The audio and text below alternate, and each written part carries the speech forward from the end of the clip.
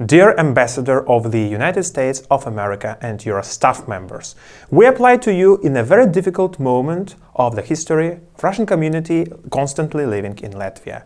Everybody knows that today Latvian government is going to liquidate the educational traditions in Latvia, which are based on Russian culture.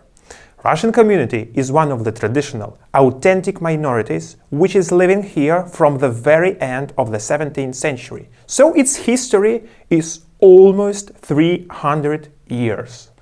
We shall say that Russian community schools exist here from the times of Catherine the Great, which means 1789, when the Catherine's College was found.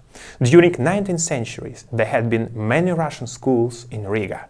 During the period of the first independent Latvia, every national community living here was enjoying the autonomy, which meant that every school can choose its language of education.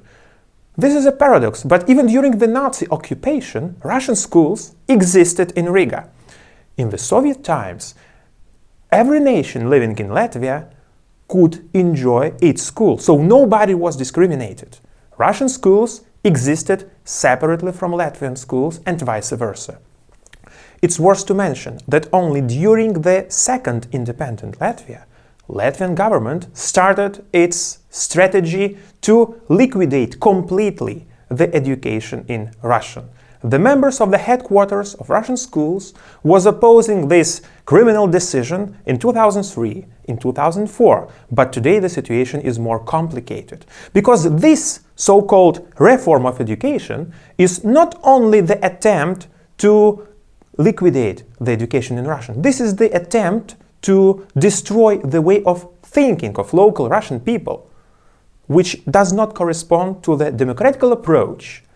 We know that the United States of America is a bright example of democracy, freedom of speech, of equal right and manifold opinions. We know that you respect the rights of American people and the education in their cultures, in their languages. If you would intervene the situation in Latvia, all Russian people which are living here would say you, thank you very much for your democratical approach. We know that Latvian parliament is going to vote for the liquidation of Russian education in Latvia.